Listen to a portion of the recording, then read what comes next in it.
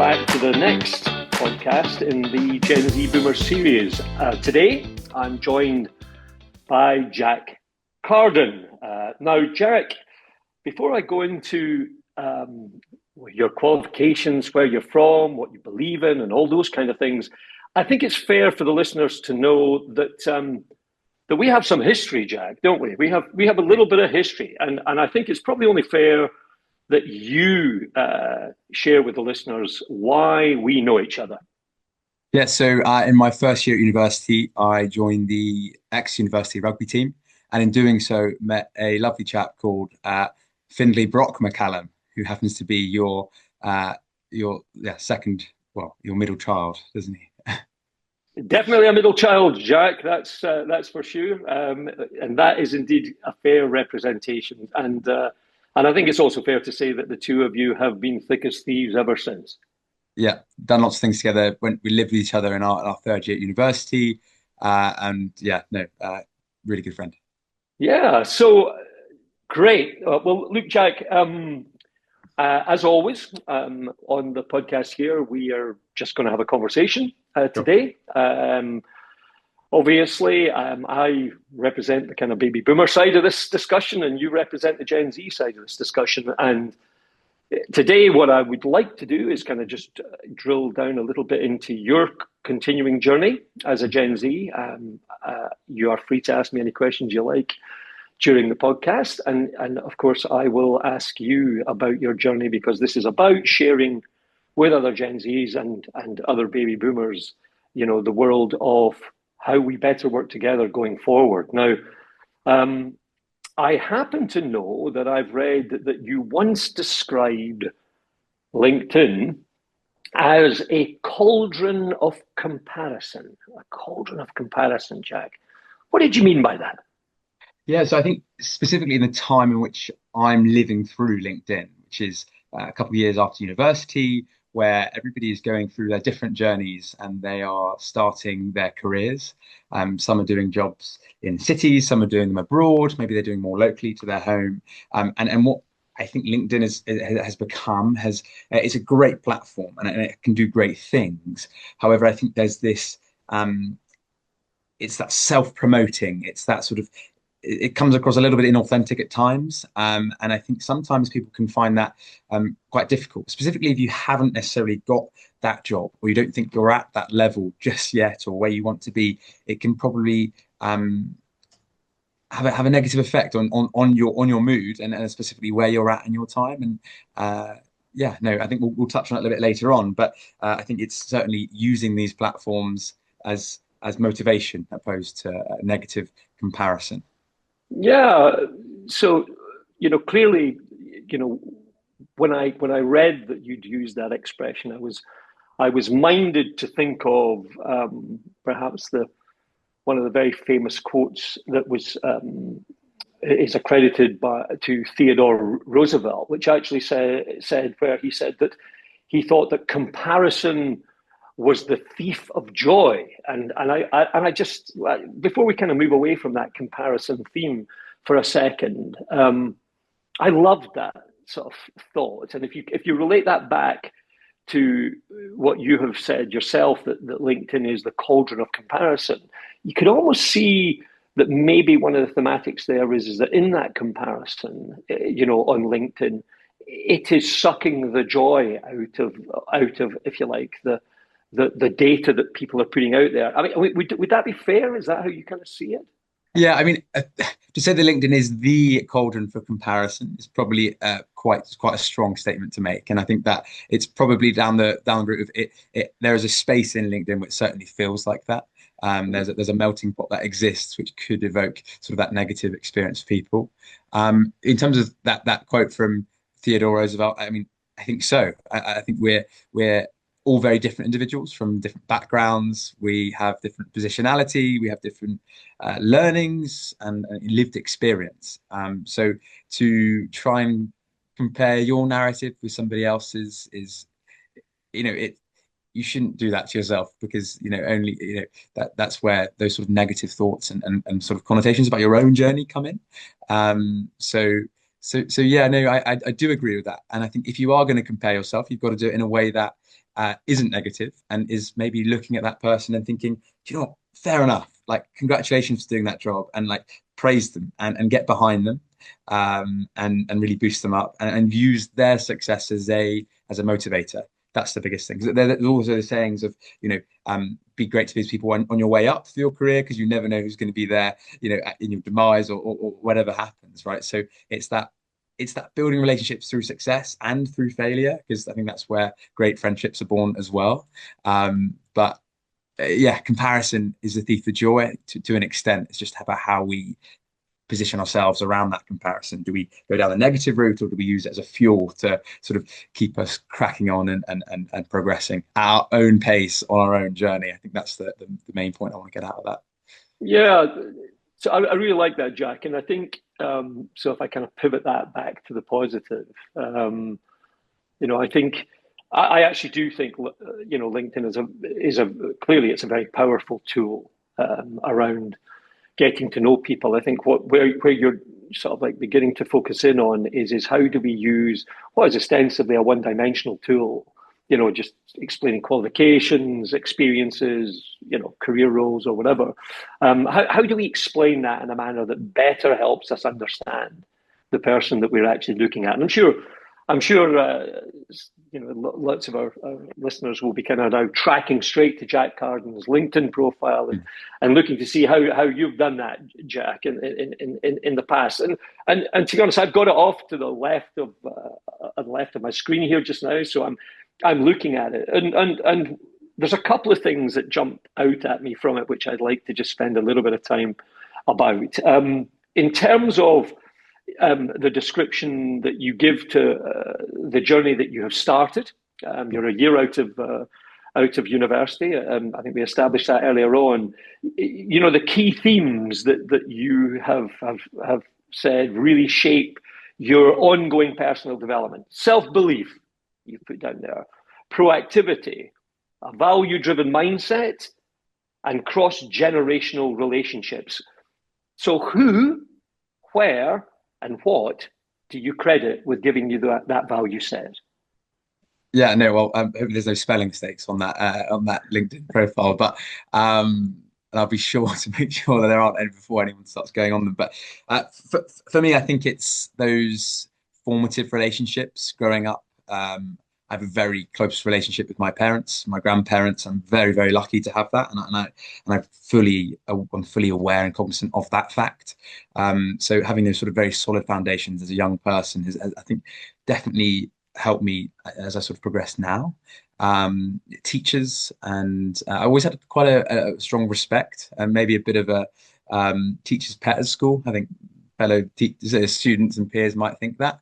But I think I always try my best to sort of build those relationships.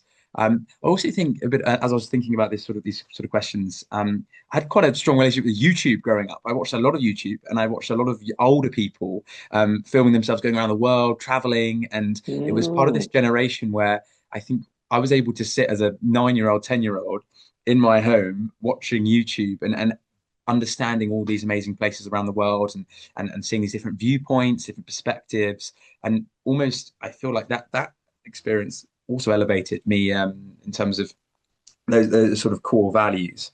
And a big part, which I'll maybe go on to a bit later on, and as I played sport with your son Brock, sport has played a pivotal part in how I think I interact with the world, and it's made me, I think, the person who I am today, and I carry on playing sport because of that. And that's where those things, like self-belief and value driven, very competitive. So that's also a big part of it. But yeah, lots of good relationships with parents, good relationships with grandparents. Very curious to hear how they've lived. I'm sure we'll go on to some of my experiences a bit later on, but. Yeah, really understanding that it's all our first time at this thing called life. And I think there was a real sort of clicking point when I was after university where I really realized that it's a leveler, and we're just all on this different sort of temporal journey. And yeah, it just made me sort of see things a little bit differently. Yeah. So I mean, many of those relationships that you're articulating there are, if you like, from your journey through school, your parents, etc., etc. Jack, you're one of the very lucky students who's come out of university, had a bit of a life experience over the course of the last year, and I'll come back to that in a second. Um, but you're one of the very lucky students who is in full-time employment just Yes. now. How has cross-generational relationship featured in your sort of first year of employment? How's that going? So firstly, I just want to say how lucky I am about you know having a job in this climate as a graduate. I'm very fortunate to be in this position, and I put that down to my boss, who is sort of approaching the 60 mark, and we worked together, just him and I, for the last year. And it's a very small consultancy working with businesses across the UK. In the construction industry. So it's been great having that experience. And I think we bounce off each other really well. And this podcast has come at a great time because when you look at our output, he's all of the work that he's doing is owning to his experience. And the work he's doing requires that. Whereas the work I'm doing is sort of lending itself to my, I think, probably more youthful side and doing more digital work for the same businesses. So we're sort of coming into these businesses two pronged and actually adding a lot of value compared to if we were just sort of just one of us. So yeah, I think it's that element of trying to understand where your skills are, and then if you can commercialize those, it's a win-win for the older generation and also myself because it keeps me in employment. So I'm listening to your response, and of course, I've got the great pleasure to look at you as you're giving it, and because I know you, Jack, there is much around how you're answering these questions that comes across with your personality. So one question which I'd like to ask you is not my question at all. Okay. One of the things that we do on the podcast is each of our podcasters are asked to present a question that they would like me to ask of the next person, the next Gen Z that I have the opportunity to talk to. And our last speaker was a conversation that I enjoyed in Dubai with Michel Mohammed. And Mhm. his question is in two parts. And so I'll ask it in two parts. Okay, brilliant. The first part of his question was, how are you, Jack? Well, good question. And I'm well. I think I am in a very lucky position. And I mean, I've worked hard to be where what I'm doing at the moment. But I'm well, thank you. Yeah, got good friends, good strong family dynamic, and yeah, feeling positive about the next six to 12 months. His second question was, how are you really? I think I knew that was coming. I think I've seen this dotted around online, and uh, yeah, I'm probably. I think again, seconding it, I'm confident in sort of what I've produced this year and what I've been able to do. Still a lot of work. I think, especially specifically, sort of really dialing down on things I don't like doing across the board. That's not just about work. It's maybe in sort of personal life and being disciplined in those things. Um, but, generally good. I'm content, and I think that's what is important. I haven't got my expectations too high. I'm just sort of I'm doing the best I can.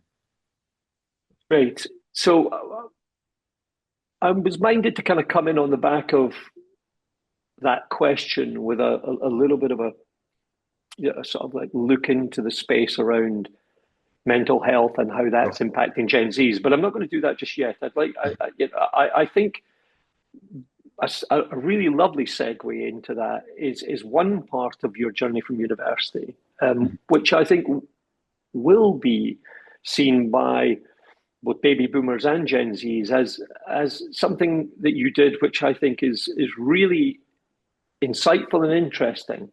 And Mhm. and that is that as you came out of university entirely on your own, of your own volition, you took yourself off to walk the Camino Frances.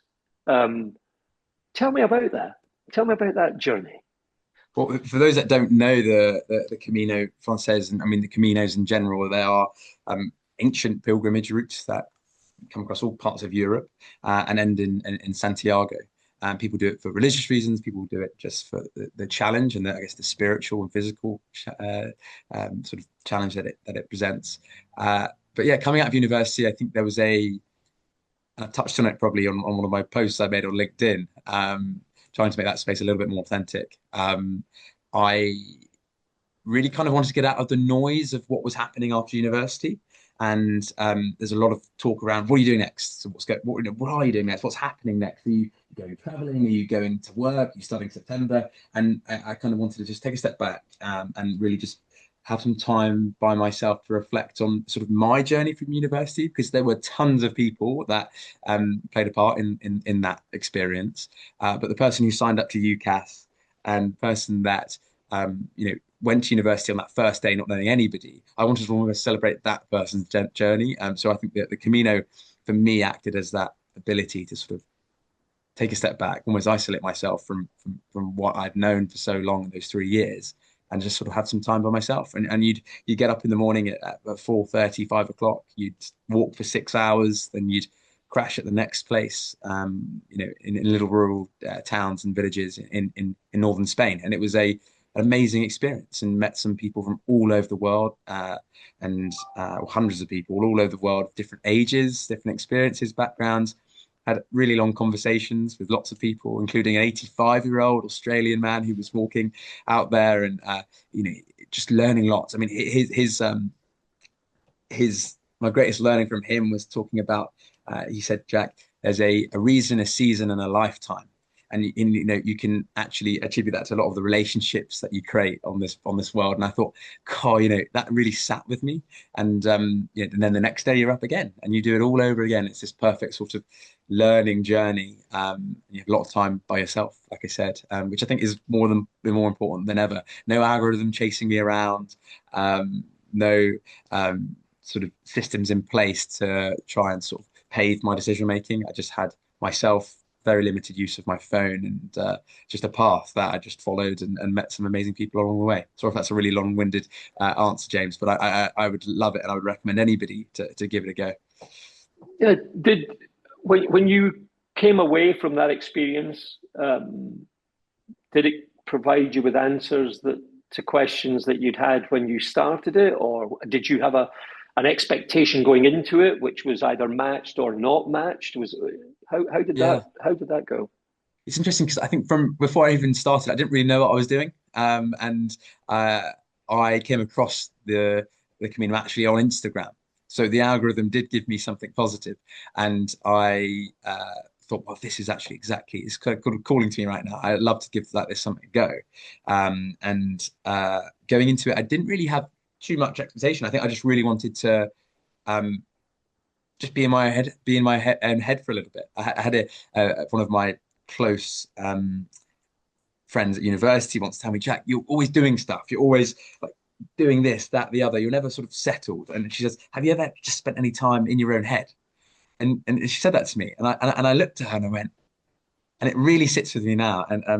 And yeah, so shout out to her. She knows who she is, and it really like kind of I think that was probably part of this journey that I was going on, was just to sort of be in my own head for a bit, and sort of maybe challenge that, because when you're by yourself for 33 days walking over 900 kilometers, you do end up sort of having those deep dark sort of conversations with yourself, really confronting yourself. And also the people on that walk they almost act as sort of, I don't know, passive therapists along the way. You have conversations about your life, you hear about theirs, you learn something from them, they learn something from you, and then you may never see them again. But you're always taking a step forward to this end place, which is Santiago. So there's this it's kind of that beautiful narrative that goes on that journey, that I think is sort of probably a microcosm of our life's journey. We're all sort of going towards the same thing, and I think that thing is probably aligned with sort of contentment and just sort of being very present and happy with who you are. But yeah, there we are. I think from me, what I got from it was, yeah, learning to be by myself is really important, and take a Mhm. step back from the social media, and we'll go on to that, I'm sure. But yeah, really trying to do a bit of character development by myself. Did you have a job to go to when you came back from that, or not? No, I didn't. I think tongue in cheek, I had spoken to my now boss before I went out there, and I sort of joked to him as we do, and we had this great relationship where I sort of said, "Well, hopefully you'll have a job for me when I get back." And but announced to me that he was going through different stages of his sort of career pathway, and it ended up when I got back, there was an opportunity there that I wanted to take, and I could see there was progression into what it is now. So yeah, very fortunate. It was actually on the last few days I had a call come through and said, "I'd like you to come and meet me, but you have to shave off that moustache that you've been growing for the last 30 days." Um, Well, yeah, James, I'm well, not sure how you feel about that one. yeah, I'm clearly a fan of moustaches. That's probably Yes. fairly obvious. Yeah, no, I'm glad I asked that question actually, because I think it's, you know, there might have been a little bit of a hollowness if you knew you had a job and you were going to go out there. So when you were sort of like saying you wanted to get inside your head, it would be one thing to be getting inside your own head, thinking through life, where you're going, what the next steps are, when you actually already know what the next step is. Sure. And it's really, I think, important that point. And I didn't know what the answer to that was, No. but it strikes me that stepping out and doing that for yourself, a little bit of self-analysis, and I'm minded of the Robert Burns, Scotland's national poet quote of "Oh, would some God the gift to give us to see ourselves as others see us." The reality of just having that ability to hold a mirror up to yourself, work through your thoughts. That really powerful, Jack. I really commend you for taking that time and doing that. And great Yeah. that you got that opportunity at the end of it. Now, clearly, I said at the beginning of our chat that I hope that our listeners take away something from the conversations that we have on the podcast here. Perhaps for the first time, I'm going to also just point our listeners towards something that they may choose to read. And to be fair, I should declare that I sent this document to you to read ahead of a couple of the questions which I'm going to pose to you. It's a document which was published by Trinity College London last week, and it's entitled "Career Ready: Bridging the Employment." Bridging employability skills and confidence gap. And there's a couple of aspects of what I want to drill into with regards to this. Clearly, I've read that report, and I know that you've had the opportunity to doing that. Clearly, the college put that report out, intent on focusing on, what are the aspects of research that we are sharing from interviews with 2,300 young people and students that will help bridge the gap between the generations in the employment space. And it's very interesting to note what happened next, particularly within the media within the UK. And I was drawn to two titles in particular, or two publications in particular. The Daily Mail, who carried the title "Shirkers from Home, almost 70% of Gen Zs starting work don't want to go into the office." And the Times, which focused in on the fact that a third of Gen Zs want mental health days as standard practice in the workplace. We'll come back to both sides of the argument there. But what do you think about that, Jack? I mean, what do you think about the fact that's the way that media chose to pick up that report, intent on bridging the gap, and push a message out to its readers? Well, it's quick hits, right? The media really wants controversy, and I think it naturally wants people to be engaged in the content it's producing. And I think that study that we've both read now, yes, it's engaging if you're interested in it, but the media see it as how can we spin this to bring outrage? How can we spin this to bring up some sort of opinion and discussion point, which, is happened through the test of time. And I would say that actually, I think on the ground level, I see, and obviously there's 2,300 students surveyed. So, there's a hell of a lot more in the UK, and it'd be interesting to see a much wider study there as well. Mm.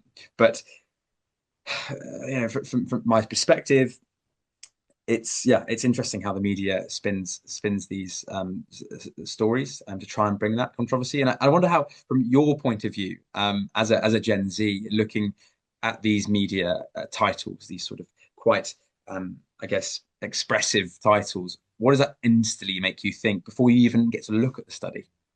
Yeah.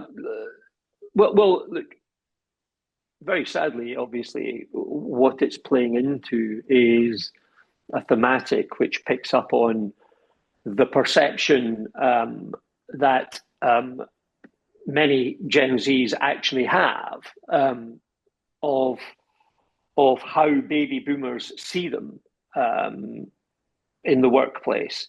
And to be honest, it saddens me, Jack. It really, really does. Look,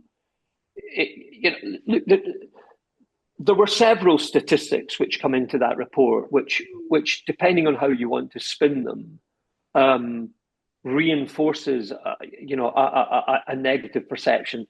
Clearly, the high percentage of Gen Zs that don't feel comfortable going into the office is one, and the report drills down a little bit more into that space, saying that 60% of those interviewed um, said they would find it difficult to relate to older people in the office, particularly around what was referred to as old school banter, which the Gen Zs thought they would see as inappropriate and offensive. Again, that's dividing the generations rather than bringing them together.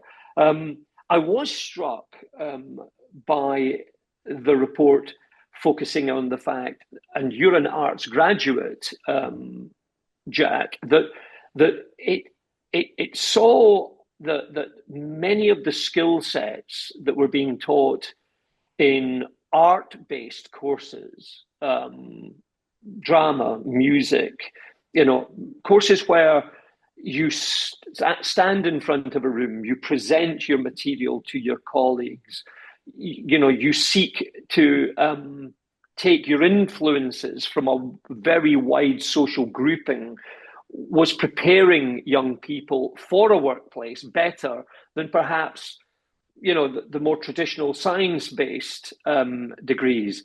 Now, obviously, we can only. I mean, I'm an engineer by background. I found that interesting, but I have to say, what I found intriguing by that was my secondary subject, albeit 45 years ago at college, was drama, was theatre, and although I've had the opportunity to primarily build engineering-based companies over my career, I have always encouraged my colleagues to look at doing some form of presenting skills.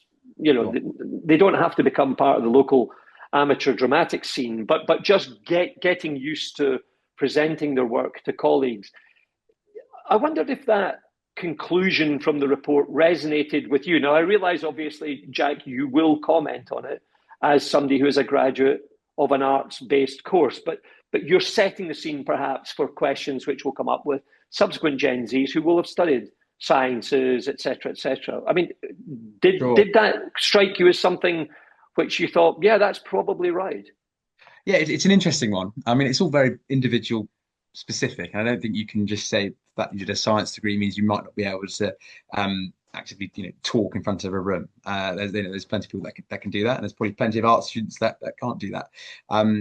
But from my perspective, in the last year, having worked with a Gen Z or an older sort of more experienced colleague, you realize actually building relationships with people or your clients and is so important. And actually, it's sometimes even more important than the content that you're talking about. It's building those interpersonal relationships with people, and by doing that, work just gets a lot easier. So if we're saying, and if these reports are correct and saying that there are less students or graduates coming out of university feeling less confident to build those sort of relationships, maybe they are, possibly more adverse to having banter or this communication, whatever we're talking about within the workplace. That's worrying because we're stifling that sort of progression. I was always told by one of my mentors, and I think another thing I want to speak about is this mentors having them older, younger is also really important.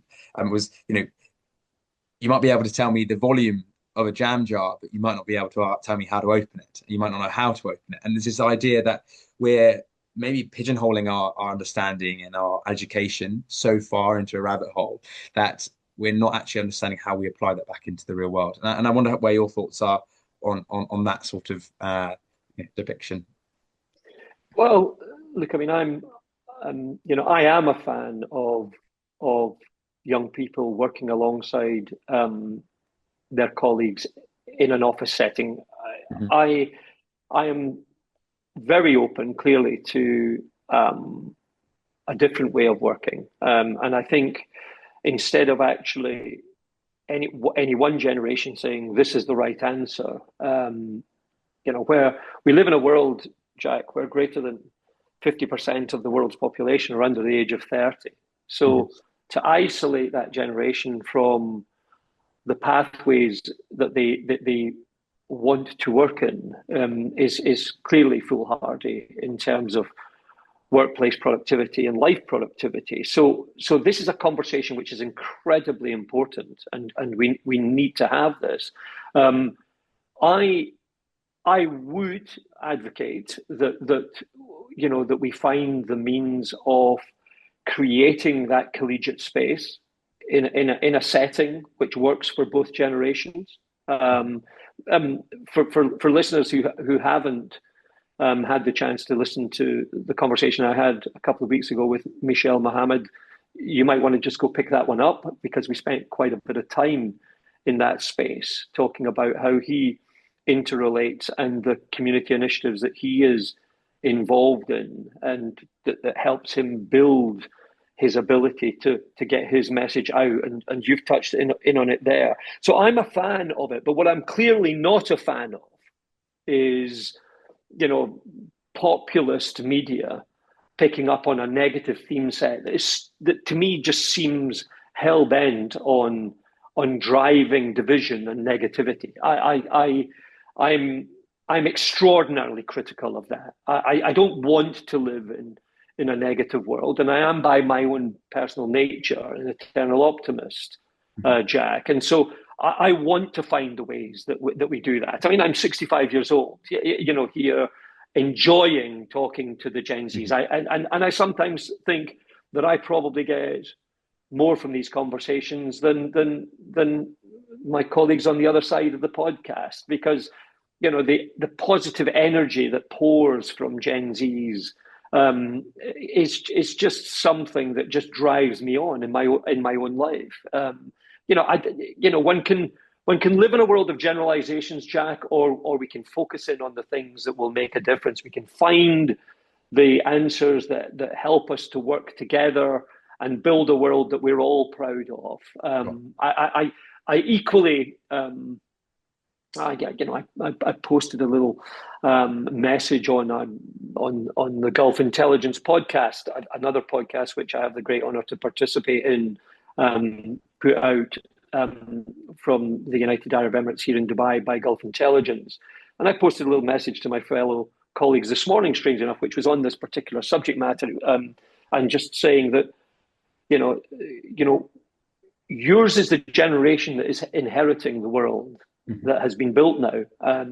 I, there's a lot of focusing on the fact that it's the world that my generation, the generation that comes immediately behind me, has built for you. And that might be right, presumably just in the intention of creating a great place. We will have got some things wrong. There's no doubt about that. But we will have also got a great deal right. The bit that we will get very wrong is if we don't find the mechanisms to transfer that knowledge, share our best practice, look at what is a way of addressing some of the huge issues that our planet face now, economic hardship, migration, social division, ethnic division, and I haven't even touched in on the environment, which is a problem for our planet that we all must collectively find a way to solve. So yeah, so look, staying in the positive, Jack, and I want to do that. I want to stay in the positive here.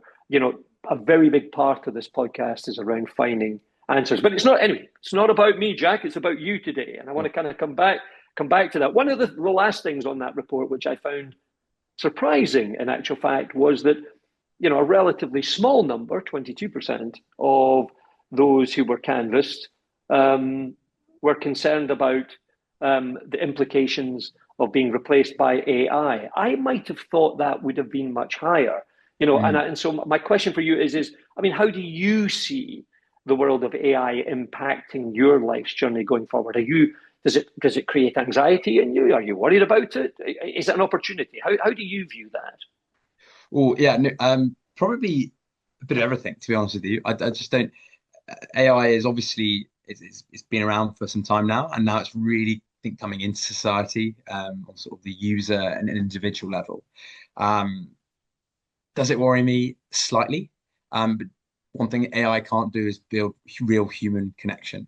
And I think that's where really we have to double down as humans and maintain that authenticity with each other.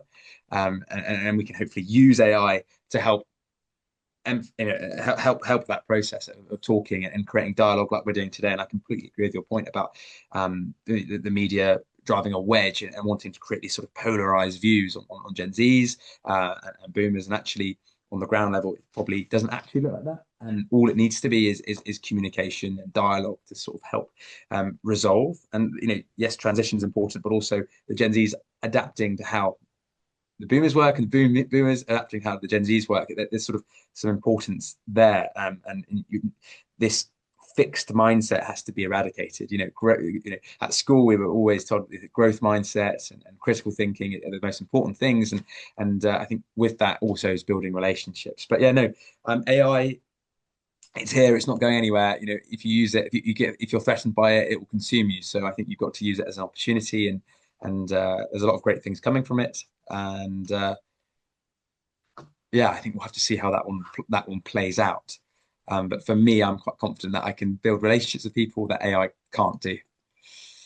Yeah, well, I mean, look, I mean, I'm very excited about AI, and its potential for doing great things. I am equally concerned around many of the issues that what might happen with AI if we don't put in suitable controls and if you like, make sure that we have mechanisms that work against the negative impacts of it left in an uncontrolled environment. And certainly, I know that you were talking about our middle son Brock. Our oldest son is very much in the creative space, Mhm. and I know he's deeply concerned around the potential impacts on young people taking on creative careers, and Cool. what AI potentially will do there. And maybe that's something we'll come into on a Yeah. later podcast.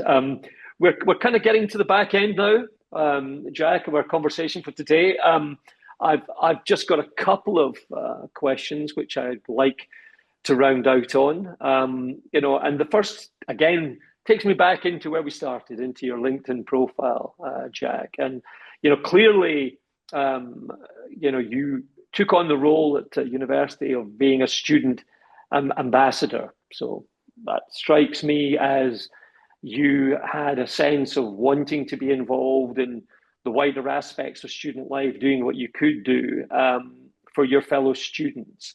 And so, as you sit here today and reflect back on, to be fair, relatively short span of time from leaving university, but one where you've been very, very fortunate to do some great things and find an opportunity in a world where, I was horrified about 2, 3 weeks ago to read a United Nations report that focused in on through the World Economic Forum, focused in on the fact that in the UK in September of this year there were 17,000 open opportunities for graduates and 1.2 million graduates chasing those opportunities. I mean, that's a horrendous statistic. Um, in a world that is so difficult like that, Jack, what message do you have for your fellow Gen Zs who will be struggling out there Sure. right now? Yeah, no, I think it's completely, I'm very grateful for what I've got. But again, I'm only one job away from being not having one, right? So there's this feeling of there's almost an anxiety of like, well, if I didn't have a job, what would I do? And I think my friends are feeling that who haven't got the jobs at the moment, and I do really sympathize for them and hope that they just keep sticking at it. To answer your question more directly, I think it's really doubling down on what you're good at and understanding where your skills lie as an individual.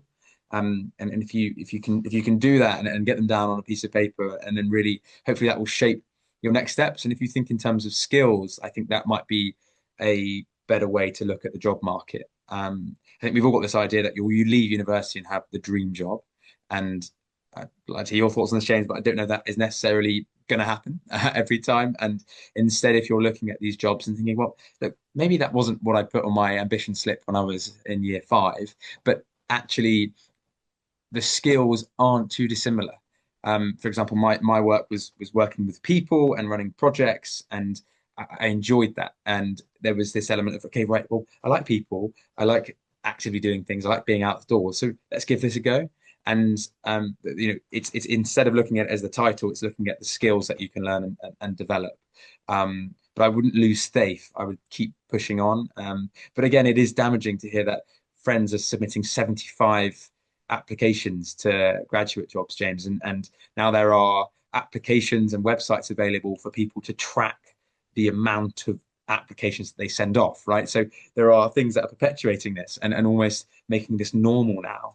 That we're sending off 75. I've even heard of 100 and 200 applications going off, and at that point you're scattergunning. So you're sort of just going. You're not thinking about the skills. So I would double down on the skills, and yeah, keep pushing forward. And yeah. Yeah, and look, I think, I mean, there's two parts in that. I'll come to the skills secondly. The first part, relatively quick response. Yeah, I also hear deeply saddening feedback that young people are sending out 75 letters, as you say, looking for opportunities, and often getting absolutely zero reply back, not even an acknowledgement of the fact that they have tried. In a world where the statistics are, as I said, you know, it's obviously it might not necessarily be an opportunity, but just a reply that says, "Look, I'm sorry, we don't have any opportunities available at this time."